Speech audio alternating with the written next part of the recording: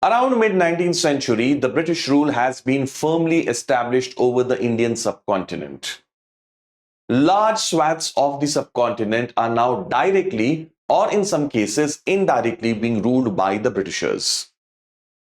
It used to be said around this time that the sun never sets on the British Empire. But without a shade of doubt, India was the most prized crown jewel of this empire. And naturally, the British were very possessive about this crown jewel. They were very cautious when it came to any type of rival interest that could threaten their control over India. This led to a lot of conflicts in the vicinity or neighborhood of India, as the Britishers wanted to protect India from any possible rival threat. As their dominion expanded, the British increasingly came into contact with the vicinity, and all of this necessitated very structured and organized relations with its neighbors here in Asia. Today, in this lecture series of modern Indian history, we will be exploring how the Britishers will go about developing their neighborhood relations. We will take up individual case studies of Burma, Tibet, Bhutan, Afghanistan, and the Northwest Frontier Province. In a previous lecture, we have already discussed Indo-Nepal relations, so that has been covered already. Let's dive in and start our discussion, starting with the Anglo-Burmese relations first. The relations with Burma. Burma and the Britishers will see a series of three major wars that were fought in the 19th century, which will ultimately result in complete British conquest of this eastern neighbor. Burma was a very attractive area for the Britishers on account of its strategic location and its rich natural resources. These areas of Burma will be taken over by Britishers because of an alibi of border clashes. The Burmese, who will rise in the 18th century, will unify their kingdom and then later on embark on expansionist designs towards the British frontiers, will come into conflict with the mighty rule of the British here in India. The Burmese will sought to expand westwards, and consequently, we will see that the Britishers will get the chance to invade Burma. Britishers also wanted to counter the rise of French commercial and political influence in this region. The French had occupied the areas of what we call in history as Indo-China. The modern day nations of Laos, Cambodia, and Vietnam, these are referred to as Indochina. The French had made these areas their colonies and were trying to expand their influence towards Burma also. Now, this was something that the British would never let go without due attention. The British also were very keen to develop commercial interests in this region. British merchants were attracted to the vast forest resources of Burma. Burma, especially Upper Burma, has very rich forests, and consequently that was a great draw for British merchants who were interested in timber and other forest resources. They also wanted to promote their exports to the Burmese people. Remember, this is the 19th century where Britain has advanced considerably in terms of its industrial revolution, and the products of British industries desperately require new markets. Burma could serve a good one in that context. So all of this will be the background in which the three Anglo-Burmese war will be fought. Before we go ahead, let us have a quick look at the map of Burma back then so that we can visualize the developments as we discuss them later. Here's the map of Burma. The orange shaded area, this can be referred to as the Upper Burma. Mandalay is an important city over there. Lower Burma has three major regions. One is Arakan, which these days is called as Rakhine, infamous for the Rohingya related crisis that has been brewing for some time now. This is Arakan. Then you have Pegu in this region here with the same name with the same city. city with the same name, Pegu here, as also Rangoon, which is now called as Yangon. And then you have Tenasserim in this area. So these are the major regions of Lower Burma, and this is Upper Burma, which is famous and which was very well known for its rich forest resources. All right. Now let us see the context of the first Burmese war that will be fought during the Governor Generalship of Lord Amherst. Background of this war. Burma in the 18th century had been united by a brave warrior king who rose literally from the scratch. King Olongpaya had united Burma and he had instilled that spirit of fierce, warriorhood. Consequently, we'll see that as you go into the 19th century, the Burmese will continue that trend of expansionism. They will occupy Arakan, Manipur, and also Assam. Arakan, which we just saw, is in Lower Burma, is the coastal area that was occupied by the Burmese rulers. Now, this expansionism towards the west will alarm the British.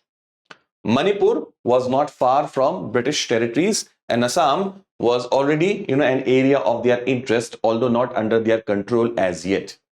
Assam around this point is still under the rule of the Ahoms. The Burmese were able to defeat the Assamese and take over control of this area. Now, all of this will get East India Company really interested in what is happening over here. They also clash with the British over Shahpuri Island and Chitgaon district, along with border states of Chachar and Jaintia. So right up to British frontiers, the expansionism of the Burmese has actually reached. Now, naturally, this would necessitate a strong response from a power like the British East India Company. Let us see how this will go about. The British, using a big force coming from Bengal and then also a naval force coming from Madras, they invaded Burma in 1824. In 1824, they will invade Burma and occupy Rangoon. British advanced to near almost Ava, which was the capital of Burma back then. The Burmese got a taste of the superiority of the British forces. Now, British here, of course, meant that they were led by the Britishers, but then the troops were largely Indians. As a result of this defeat and scare that the Burmese got at the hands of the British invasion, they will sign a treaty called as Treaty of Yandaboo in 1826. This treaty is important, guys. Treaty of Yandaboo. What did this treaty do? Burma agreed to pay a huge war compensation to the East India Company. Now, this was typically how things worked back then, especially with the Britishers. They invaded, they fought wars, and then they recovered the expense from the vanquished. So a huge war compensation. Then the provinces of Arakan and Tenasserim were to be given to the Britishers. Further, they would abandon claims on Assam, Chachar, and Jaintia, which were like the, close to very frontiers of the British rule. They also were to recognize Manipur as an independent state. And Manipur then will come under the Britishers, will remain a princely state till the end, till independence. They also negotiated a commercial treaty with the Britishers. As we saw earlier, the British merchants were very keen about trading with Burma, its forest products, and also selling the British industrial goods to the Burmese. Exchange of diplomats was agreed to, whereby a British diplomat was posted at the Burmese capital and vice versa in Calcutta. British now gained a base in Burma for future expansions. They now have Arakan and Tenasserim. Naturally, they'll give them a great advantage in the future. A quick look at the map again, guys. This is Arakan and this is Tenasserim. These are the areas that the British have taken in the First Anglo-Burmese War, 1824 to 1826. This is the first, you can say, season of this web series, as the British, will go on step by step taking over Burma. This leads us now to the discussion on Second Anglo-Burmese War, which will be fought in 1852 during the times of Lord Dalhousie. So what is the context of this second war and what will be the outcome? Let us quickly see that. Background of this war. British merchants wanted to exploit the timber resources and market of Burmese. Dalhousie, ever the imperialist, was also very keen on expanding the British dominions here in India. Remember, it was during Dalhousie's times that Punjab was annexed to British India, and that sort of completed the jigsaw puzzle over the entire subcontinent.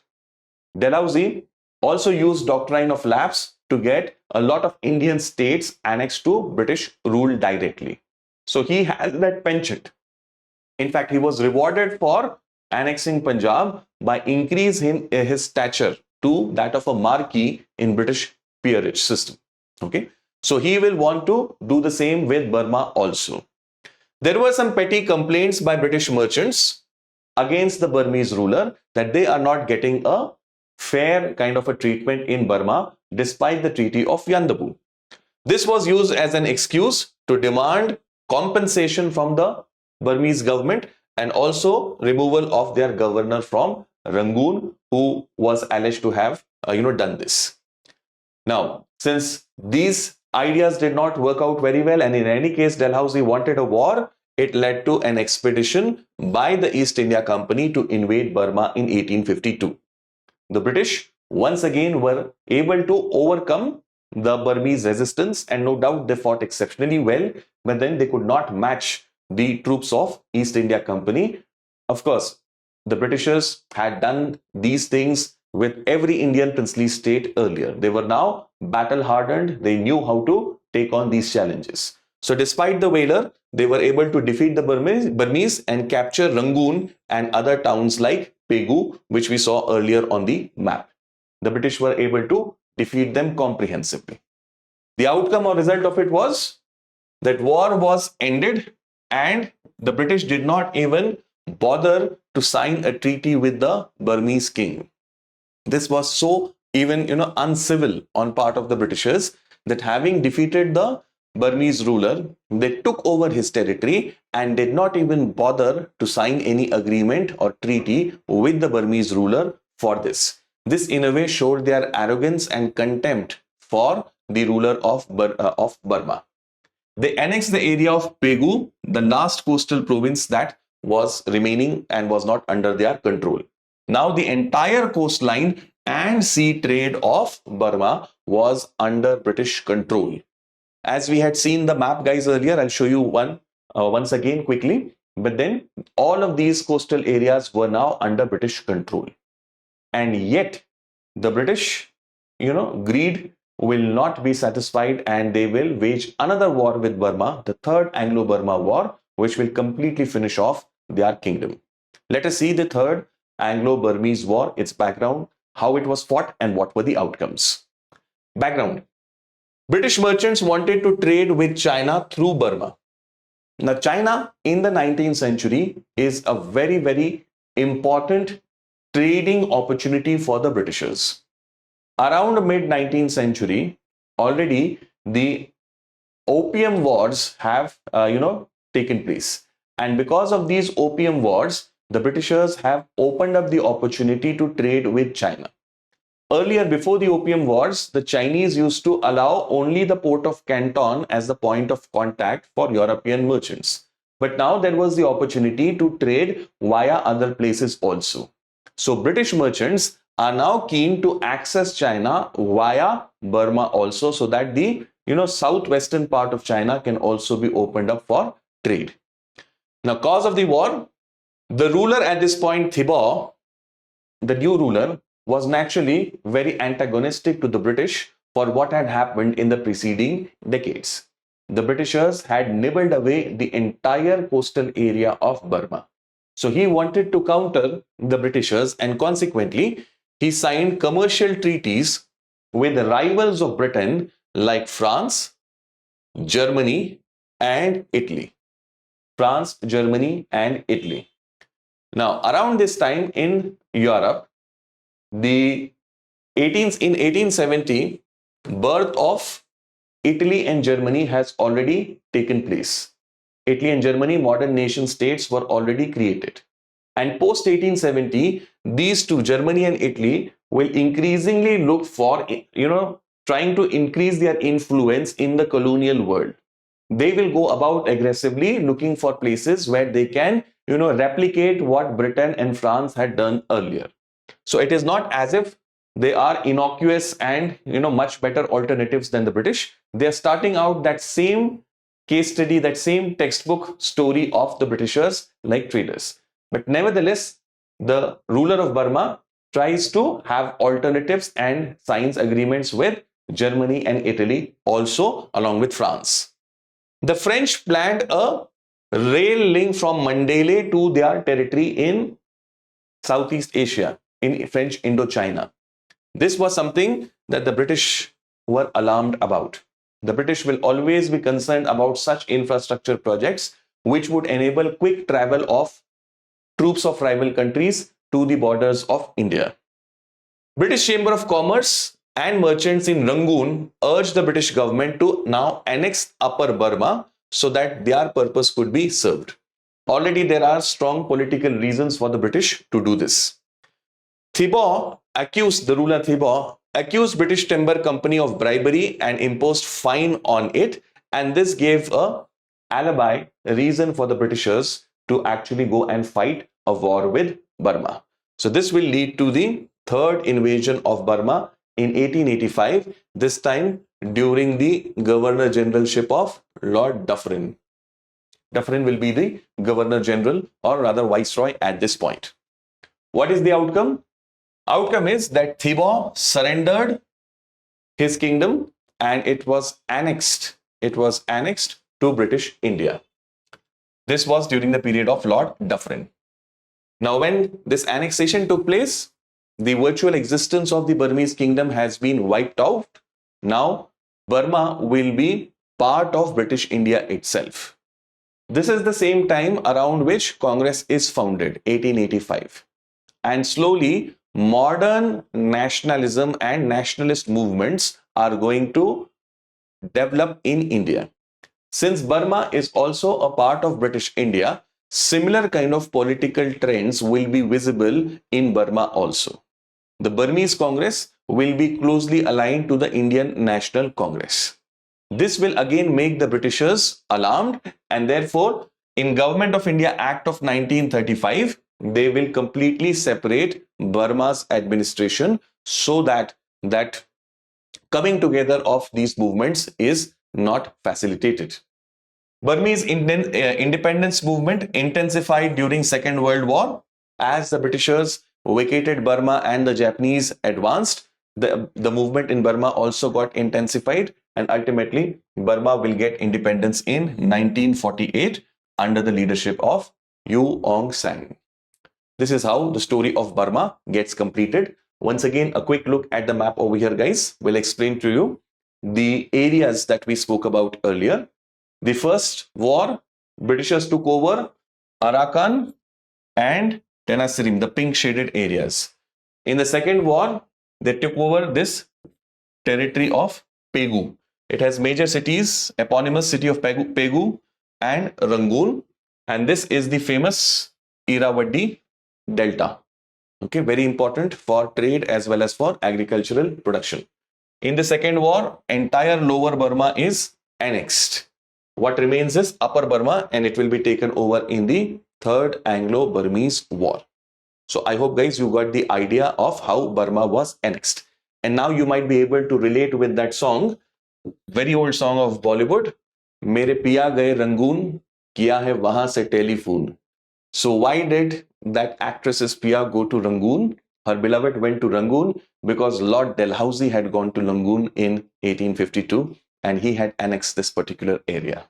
That's the connect between India and Burma. We were so closely integrated for a brief while. In 1935, again, there will be separation. So I hope you got this, guys. A quick announcement before we go ahead. We have already started our prelims to interview P2I September evening batch for 2024, UPSC 2024's attempt. If you have not yet enrolled, if you have not yet, given proper direction to your civil services exam preparation, then this is your opportunity. Before time runs out, before we close the admissions for this batch, I'll urge you to take a quick decision and enroll for it immediately. The batch is available in all mediums, English, Hindi, as well as in English mediums. Make the most of this opportunity, guys. This is a one-stop solution for all your preparation needs. As I keep telling you in all my lectures, right away, use my code JDLive and enroll for this batch and get a handsome discount on the admission fee.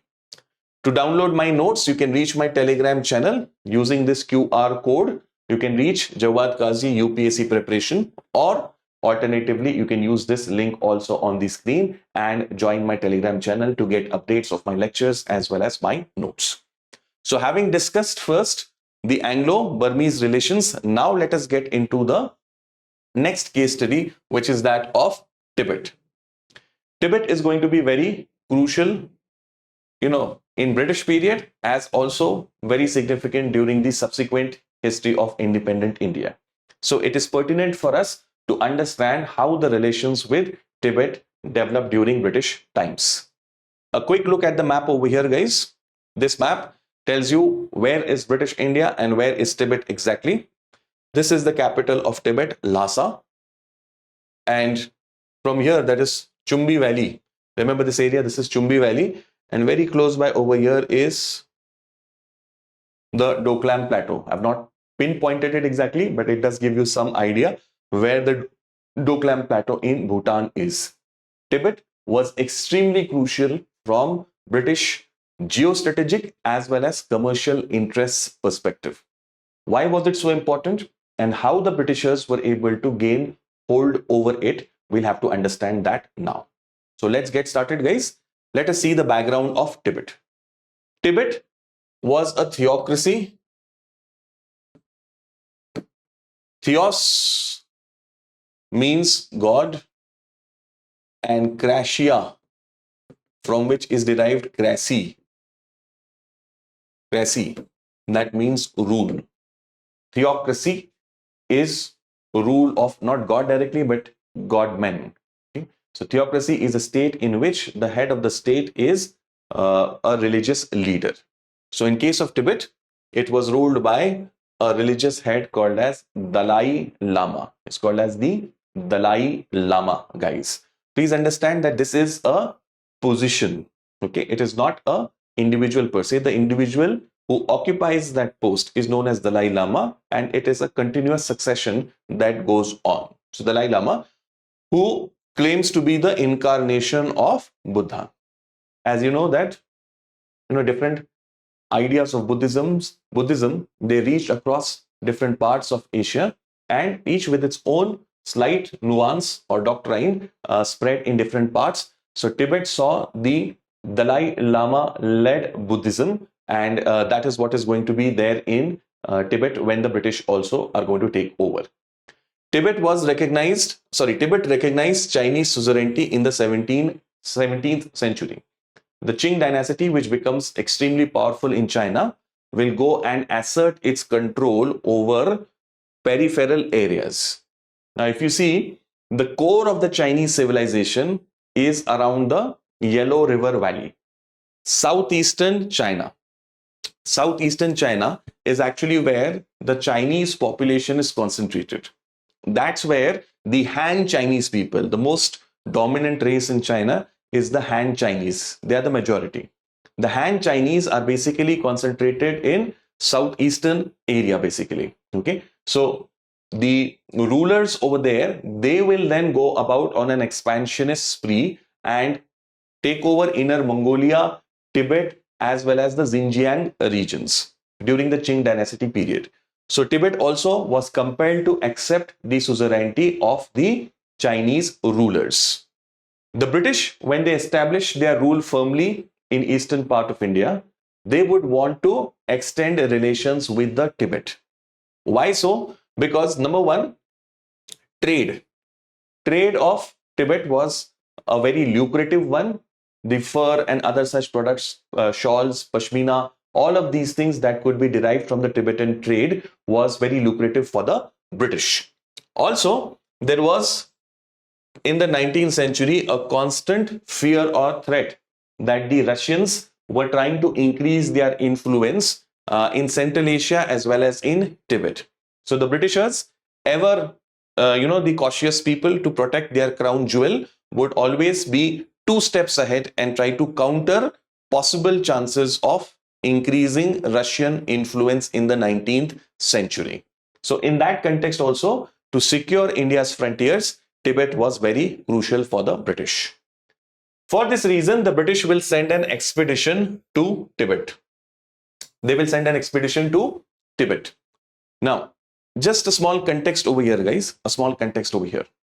The context is that in the 19th century, after the Opium Wars, around mid-19th century, after the Opium Wars, the Chinese rulers are going to become very weak, and all the control will be exercised by different European powers in what were called as spheres of influence. The Chinese rulers are not able to assert their control. This situation will remain till the first revolution that will take place in China in 1911. Till that point, China is ruled by the emperor of the Qing dynasty. Manchu people, Qing dynasty. Now, around that time, the control that the Chinese ruler had on Tibet had weakened.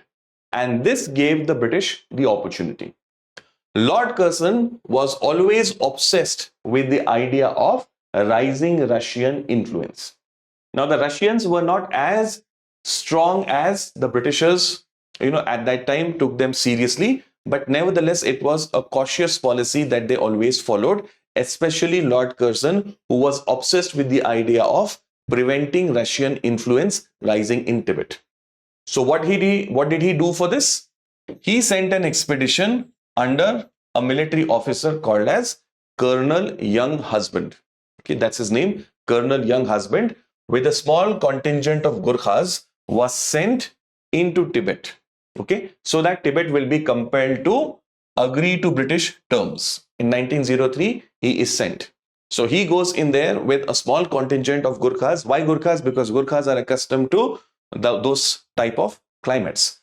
And under Younghusband's leadership, the Tibetans were compelled to accept the British terms.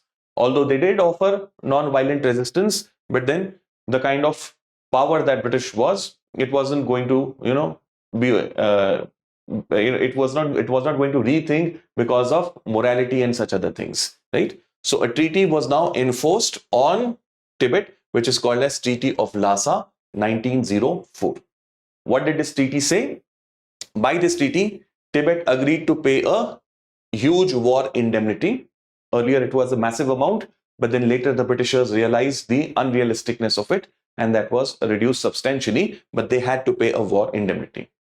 The Chumbi Valley, which I showed to you, which is between Sikkim and Bhutan, around that tri-junction point, that was to be ceded to India. Okay, it had to accept British version of Sikkim border. Since Sikkim was a protectorate under the Britishers, right from the aftermath of the Anglo-Nepal War, they forced their concept of Sikkim or their borders of Sikkim on Tibet. Trading posts were to be allowed. They could not give any concession to other powers and follow British advice in their foreign policy. This was absolutely in Russian context. Okay.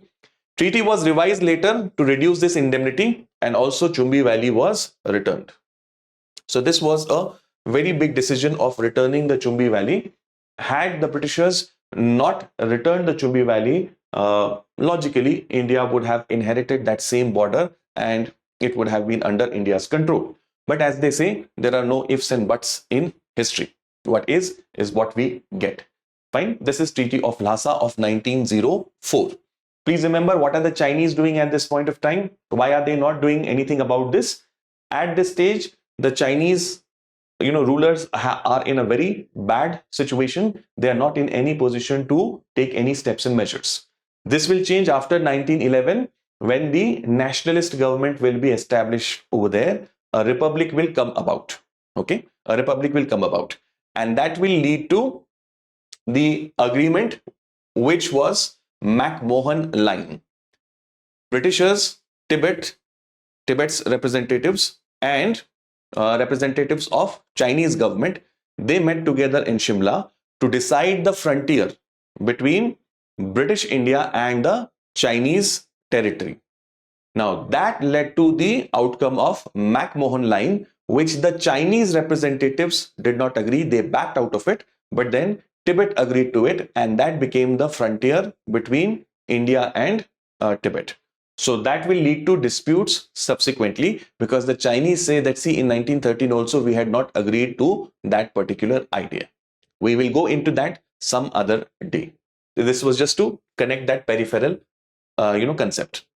After this, the next major case study that we have to see is Anglo-Bhutan relations. Here is the map again, guys.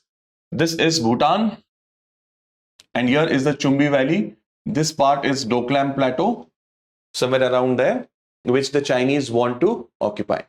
Now, Bhutan is very crucial for India, strategically speaking. It's a neighborhood country. It is very close to our territory. And here we have the Siliguri corridor, colloquially, though not appropriately, sometimes called as Chicken's Neck. Now, this entire area is very mountainous, and the only place where the Chinese can actually position their forces, they can have a big, troop placing over there, is around Doklam. And that is why they are so keen about Doklam. They want to occupy this plateau so that they can have their forces over there, and that will become a big threat for this Siliguri corridor, which is the only land route that connects this part of India with its northeastern states. So this is hardly like 40 kilometers from this point over here. It is hardly like 40 odd kilometers, and the Chinese, if they have a strong presence over there, they can, God forbid, in a future war, use it to their advantage. So in that context, this area is geostrategically very, very crucial for India. So I hope you got this larger context also. Now let us see what happened with Tibet. British wanted to trade with, what happened with Bhutan. British wanted to trade with Tibet, and the routes often went via Bhutan. So in that sense, they asked the Bhutanese to allow trade routes for the British trade to go on. This permission was granted in 1774. The British were allowed to use those routes for trade-related purpose. British also wanted to occupy the Duars. What are Duars? Duars are the passes that are used at the base of Bhutanese hills for the sake of travel and transport. These areas were very important for security of British possessions down south, and also very ideally suitable for tea cultivation. And that is what is British interest over there in the Duars. They want to have it for security related issues and also for promoting tea cultivation over there. British annexed these Assam Duars in 1841. You remember I told you earlier that Lord William Bentinck had started tea cultivation in India. Now tea can be cultivated in a certain type of topography and climate only, and these areas were extremely suitable. By this time, tea had become the most popular beverage over the entire British Empire. So Britishers were very keen to develop tea production here in India also, so that dependency on the Chinese could be reduced. Bhutanese raided Bengal border areas because of this. They forced the British to surrender these passes in 1863. Now this will lead to the Anglo-Bhutan War. Anglo-Bhutanese War was fought in 1865 for this same reason, that is to get back the control of the Duars. Bhutan was defeated and Treaty of Sinchula was signed in this context. Bhutan ceded Bengal and Assam's Duars to the British in exchange for an annual payment of 50,000 rupees. Also, this was to be used for tea cultivation by the Britishers. British now controlled Bhutan's defense and foreign relations also. Since Bhutan was strategically located, British felt that it is important to have control over their defense and foreign policy that, at the time of independence, to a great extent will pass on to India. only to be renegotiated later in 2007's Friendship Treaty. But then that same legacy has continued. We do help Bhutan with their defense, and that is why we have armed forces presence there in Bhutan also, our armed forces. And Bhutanese are also trained in our military academy. We have very good and close relations with Bhutan. The British promised that they will not interfere in internal affairs of Bhutan in this treaty. Remember the name of the treaty? Treaty of Sinchula. Fine. So having seen Tibet and Bhutan, let us now come to the western frontier of the British. Remember, Nepal has already been covered in our earlier lectures. So now we will see Anglo-Afghan relations. Anglo-Afghan relations. Before we get into the Anglo-Afghan relations, a quick look at this map will help you understand the British concern regarding Afghanistan. Now, Afghanistan by itself is an area that was, rather poor in terms of resources. So Britishers were not keen about the resources of Afghanistan, but they were, very concerned about Afghanistan because of the larger strategic game that was being played in that age, which is often referred to as the Great Game of 19th century. This Great Game of 19th century is about the big power rivalry of that time. Big power rivalry between the Russian Empire on one side and the British Empire on the other side. The Russian Empire, the Russians, they did not have access to warm waters. And therefore, from the times of Peter the Great, the Russians wanted to expand their territorial dominion and reach to seas from where they could have trade, commerce, and participate in international politics. And for that reason, the Russians will advance in this direction. Here is Crimea, this is Black Sea, and here you have the Bosphorus and Dardanelles Straits. From there, they could reach to Mediterranean Sea over here. That was one direction of their expansion. The second was via Central Asia over here, and then through Afghanistan, areas of Persia, Balochistan, they could have got access to the Arabian Sea or the Indian Ocean. So these were the two directions in which they were trying to expand themselves in British context. Yes, there was a third one also. They were going here towards eastern side in Manchuria, and they did occupy Manchuria for a great part, and this will lead to conflict with the rising power of Japan in early 20th century. So this is the expansionist Russia of the 19th century. This will make Britain very apprehensive and nervous because here you had the crown jewel of India. Expanding Russians were a great threat to this crown jewel of India. In that context, the Britishers will always want to have Afghanistan either under their control if possible, if not at least a strong buffer between the two. This will be the idea of the Britishers. By itself, Afghanistan, because of its location, has always seen a lot of warfare, and therefore it was very difficult to extract, if at all there were limited resources in that region. Babar himself, in his memoirs, he has written, "Not for us anymore that poverty of Kabul." When he came to India, he had written this, that not for us anymore that poverty of Kabul. Kabul was a very difficult province to govern right through the Mughal times. But still, Mughals tried to hold on to it because of its strategic position. So I hope you got this larger context of the great game of 19th century. Now let us dive deeper and see how the Afghan wars will be fought. A quick look now, guys, into the map of Afghanistan.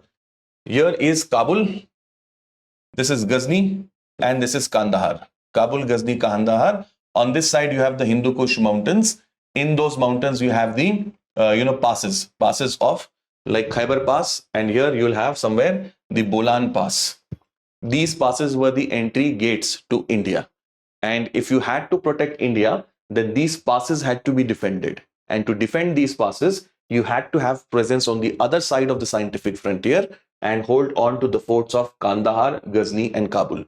Without holding on to these forts, no Indian power could defend these passes. And if the passes are not defended, then the enemy can always enter into your plains, and by that time, it is pretty late to actually push him back.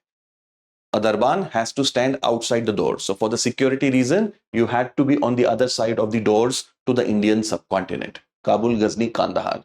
The British understood this. And for that reason, they will have a lot of interest in Afghanistan. So let's see what is the background of British interest over here. The British will fight two wars with Afghanistan, basically to counter Russian influence that was rising in 19th century, and also commercial interest with Central Asia. The geostrategic location was such that to connect with Central Asia, that famed old Silk route, although by now it is defunct, but then it passes through Central Asia, and this is the route through which the British could connect themselves. Afghanistan was a buffer state between these two major powers, and therefore it was very crucial for the Britishers.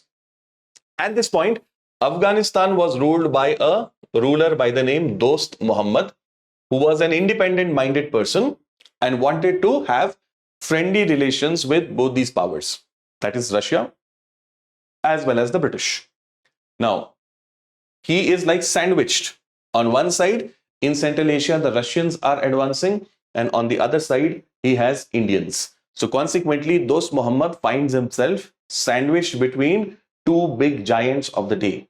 And he wisely decides that he would rather try to balance the two rather than shifting to one side, because then he will be at the front line with the other in case of a war.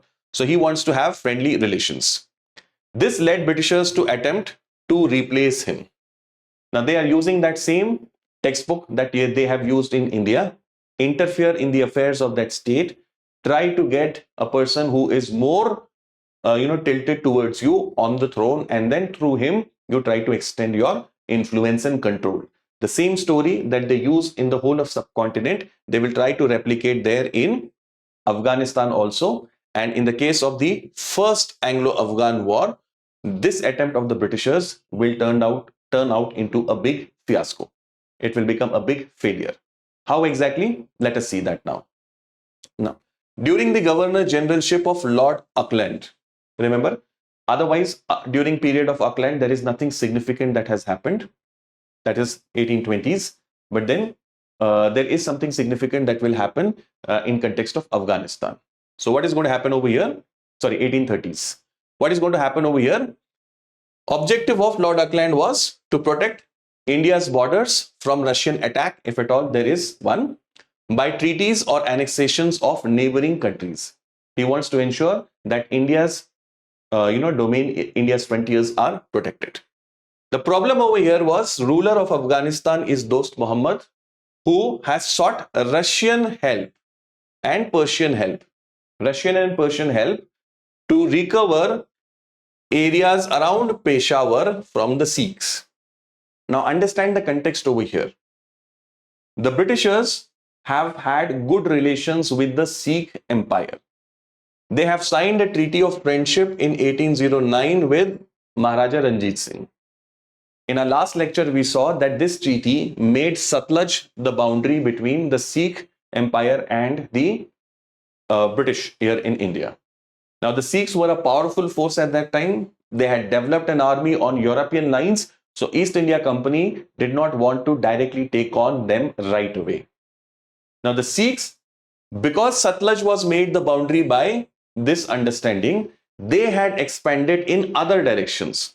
One direction was towards Kangra, the hill areas of Himachal. Then another direction was towards Kashmir, further northwards up. And another direction was towards Afghanistan. And they went on to occupy Peshawar in that context. Peshawar, which is near the Khyber Pass on the doorstep of Afghanistan, was under the Sikh rule at this point. Now, for the Afghan ruler, this area was their natural area of influence. On this side of the Hindu Kush also, there were a lot of areas, frontier areas as we call them. Those areas were basically inhabited by Pathans. And therefore, he felt that Peshawar, an old city where Pathans themselves live, that should be under his control.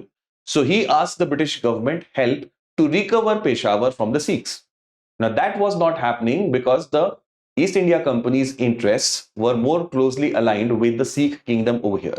So EIC did not help him out with it, and that is what turns him towards Russia and the Persians so that he could recover Peshawar from the Sikh kingdom. So I hope you got this context, guys. Now, when he comes closer to Russia, this really makes the British very apprehensive. They feel that time is now ripe and necessary to interfere over here. This leads to a tripartite treaty in 1838 between, as the name says, three powers: the British, the Sikhs, and Shah Shuja. Now, Shah Shuja was an earlier ruler of Afghanistan who had been deposed. He had been deposed. He had come first to the Sikhs to get their help for recovering his throne. The Sikhs did not help him, and he went to East India Company and was with the East India Company in their custody. The EIC people, the British people, were really brilliant in that day and age to cultivate such characters who could then be used in larger games. So Shah Shuja was entertained by the Britishers with the reason that they would use them in Afghanistan. They would use him in Afghanistan later. This leads to the tripartite treaty between the three, that is British, Sikhs, and Shah Shuja. Terms of this treaty were that Shah Shuja will be enthroned in Afghanistan with Sikh help and British money. Maharaja Ranjit Singh did not allow the East India Company to traverse through his territory towards Afghanistan. So he was very wise to not allow EIC to give that access. So instead, the treaty said that, okay, Sikhs will help him out, but the British will pay for this entire adventure. But in return, Shah Shuja will have to follow British and Sikh advice in foreign affairs. His foreign affairs will be under control of the British and Sikh. Shah Shuja will have to give up rights over Sindh. Sindh traditionally had been under the overlordship of the Afghan ruler. By this time, Sindh is ruled by the Char Yars, or the four Amirs of Sindh. The Britishers are very keen on taking over Sindh for multiple reasons, commercial reasons as well as geostrategic reasons. Now, to do that, they want to have access to the throne of Afghanistan. So Shah Shuja will help the British for that. And further, Shah Shuja or Sindh's rights to British and Afghan territories to the Sikhs also. Those areas that the Sikhs were interested in, including Peshawar, those will be permanently handed over to the Sikh by Shah Shuja because he is being helped to go on to the throne of Afghanistan. This is the context, guys. The tripartite treaty that will lead to the First Afghan War. This is called as the forward policy of Lord Auckland. Forward policy of Lord Auckland. Okay. Now let us see how the war will actually go about. 1839, Maharaja Ranjit Singh will pass away. Okay. In that context, later the developments are taking place. Because British forward policy, despite Persia and Russia withdrawing from Afghan affairs, Britishers now decided that now the time has come for taking this game to its logical end, enthroning Shah Shuja on the throne. They wanted puppet ruler Shah Shuja so that northwestern aggression once and for all can be settled. This was the whole idea. In this context, British invade Afghanistan in 1839. Now, in the chaos post Maharaja Ranjit Singh, British troops will be allowed to travel through Punjab. They capture Kabul. They are able to capture Kabul and force the ruler to flee. They place Shah Shuja on the throne also. But when Shah Shuja is placed on the throne, there is a big revolt from different Afghan tribes. The Afghans were fiercely independence loving. They could clearly see that when East India Company is bringing Shah Shuja and placing him on the throne, it obviously means that Shah Shuja's policies are going to be dictated by the East India Company and their friends like the Sikhs. Therefore, they rebel against the newly established ruler Shah Shuja. British realize that the situation has gone out of their control. They sign a treaty and decide to evacuate Afghanistan after restoring Dost Muhammad back. Okay, after restoring Dost Muhammad back. But then by that time it is too late. as the British troops withdraw from Afghanistan, they are attacked along every small valley by the Afghan tribes who were, basically in ambush, waiting for the East India Company's troops to pass through their areas. What results in a big slaughter of East India Company's troops, and it becomes a big embarrassment for the company, not just in Afghanistan, but in the whole subcontinent and the rest of the world. Here in India, that emboldened Sindhyas also to lead a revolt against East India Company in the context of this reversal that they had suffered. Okay, what happens after this? Since their prestige, their morale had gone down very badly because of the massacre of their troops in the valleys of Afghanistan, East India Company necessarily felt that we have to avenge this loss. Prestige is very important for an army. Once your prestige, your reputation is soiled, then it is very difficult to recover that. And hence, East India Company once again sent an army, reoccupied Kabul, and tried to make a statement that, see, you killed our army, but see, we are here back again. We have occupied Kabul, so that, that earlier loss is avenged. They reached an agreement with the same ruler, Dost Muhammad, because they now realize it is not possible to replace this guy. They reach an agreement with him and recognize his independence. Having made their statement, they will walk out of it. They will walk out of Afghanistan. So this first Afghan adventure, or rather misadventure, turns out to be a big fiasco, a very expensive one for the Britishers. They spent about 1.5 billion rupees on this, and 20,000 soldiers were lost in this process. It was a big loss to East India Company. So I hope you got guys, the context of the first Anglo-Afghan War. Now this loss will make the Britishers wiser in terms of Afghanistan, and they will implement what is called as policy of masterly inactivity. Masterly inactivity. Okay, what was this masterly inactivity? The idea of this masterly inactivity was that if we cannot go and hold on to Afghanistan ourselves or through a puppet ruler, then it is best to strengthen it as a buffer against Russia. Russian Empire, which had again resurged after 1850s, after their loss in Crimean War in 1856, the Russians were trying to advance now towards the direction of Central Asia. So the decade of 1860s will see its expansion in Central Asian direction. In this context, John Lawrence, who was the viceroy from 1864 to 69, he will implement this policy of masterly inactivity. The idea was Afghanistan will not be interfered with in its internal affairs, because these people, they get agitated and that leads to challenges for us. Instead, we will try to give him help and assistance and guidance so that he can maintain his control and independence over his kingdom and it does not fall to Russia. So he tries to befriend the Amir of Afghanistan, now a new one, Sher Ali, after Dost Muhammad's death. So he tries to have good relations with Sher Ali. This policy was subjected to border peace between India and Afghanistan. So the Britishers are helping him out, but the condition is that they should not create any ruckus on the border of India and Afghanistan now that Punjab has been annexed in 1849 itself. So after the first Anglo-Afghan War, the state of Punjab was annexed in 1849.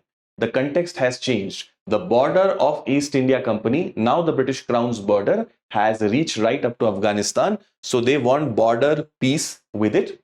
And also no foreign involvement, that is Russian involvement in Afghan civil war. Internal feuds that were perpetual in Afghanistan, there they should not seek any foreign help. If these two conditions are met, the Britishers were ready to support the ruler of Afghanistan. This policy is called as policy of masterly inactivity. This is the second stage. Third stage is Second Anglo-Afghan War. We have seen the first war during Lord Auckland's time. After Lord Auckland, we have masterly inactivity of John Lawrence. Then will come the Third Anglo-Afghan War. This is a very good cartoon, guys. A picture speaks 1,000 words, they say. Afghanistan in between, surrounded by Russia and the British. The Russian bear and the British lion. And he is saying, save me from my friends. So which clearly shows that sandwiched position that Afghanistan had between these two rival empires who were fighting in that great game. Now let us see Second Afghan War. Causes of this. British wanted to bring Afghanistan under their direct control because Russia was once again rising. Lord Lytton, the infamous viceroy, during his times, many policy decisions and measures were taken which became controversial. And one such decision was the Second Afghan War. Lord Lytton offered Sher Ali a treaty, sort of a subsidiary alliance he offered to him, but Sher Ali wisely refused to accept that treaty and also did not welcome the offer of a British envoy in Kabul, although earlier he had accepted a Russian envoy. So the British government felt that clearly he has offended us and he is tilted towards Russia.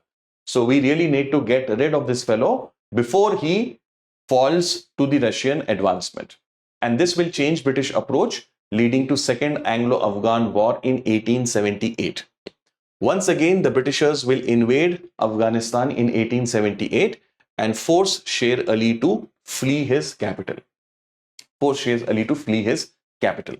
The British will now offer Treaty of Yandaboo to the Afghans, which will be signed by Sher Ali's son Yaqub Khan in 1879. Treaty of Yandaboo. When Yaqub Khan signed this treaty, Britishers, allowed him to become the ruler. Yaqub Khan faced a big popular revolt. Typical of Afghanistan, they do not like foreign interference in their country. Just like in the first war, in this second war also, the Afghan tribes rose up against their own ruler. There they had risen up against Shah Shuja, who had come with the support of British arms. Now Yaqub Khan has signed a treaty with the Britishers. Once again, people rise up. British government reoccupied Kabul and Kandahar and appointed Abdur Rahman, a new ruler, as the Amir of Afghanistan. New ruler is now brought to the throne. After this war, Lord Lytton wanted to break down Afghanistan into smaller pieces so that it would be more easily manageable for the British. But later, Lord Ripon, who will succeed him, he gives up on this idea of Lytton. Most of Lytton's ideas had created a lot of mess in India. Lord Ripon was a more sane kind of a viceroy. He tried to reverse some of these excesses of Lord Lytton. So he gave up on this idea of breaking up Afghanistan, instead allowed Abdur Rahman to continue as the ruler of Afghanistan, and Afghanistan was made a buffer state between Russia and British India. British controlled Afghanistan's foreign policy and gave subsidy to the Afghan ruler and supported the Amir. In this manner, guys, the Second Anglo-Afghan War ends, and this time the British have some measure of success.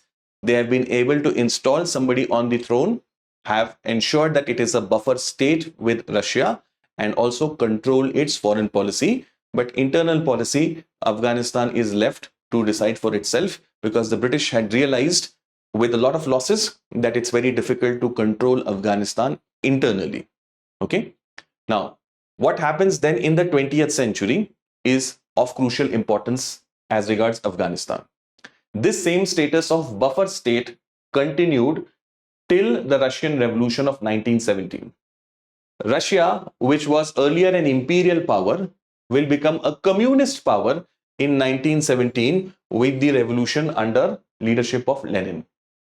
After this, Russian attitude will change dramatically. Russia under the communists was not keen on imperial territory. Instead, it wanted to end exploitation of man by man, as Karl Marx had prophesied. So it encouraged many subject nationalities to fight against their colonial masters.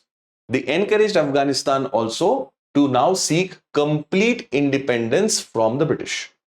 Their foreign policy was still being decided by the British. Around 1919, the successor of Abdur Rahman, Habibullah, was assassinated, and that started a war with the British. In this war, Amir Amanullah, he was able to, resist the British stoutly, and ultimately Britishers will accede independence of Afghanistan in terms of its foreign affairs also. So this will bring to end the control that the British had on the Afghans right from the time of the Second Anglo-Afghan War. So for all practical purposes, Afghanistan will be completely independent. So this concludes our discussion, guys, regarding Anglo-Afghan relationship. In this lecture, we have discussed the neighborhood relations amongst, neighbors on either side. We saw the relations with Myanmar. We saw it on the northern side with Tibet and Bhutan, and also we saw with the Anglo-Afghan relations also. If you watched this lecture thus far, I'm sure you found a lot of value in it.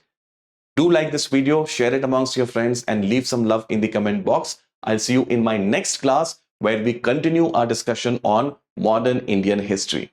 Thank you very much for joining.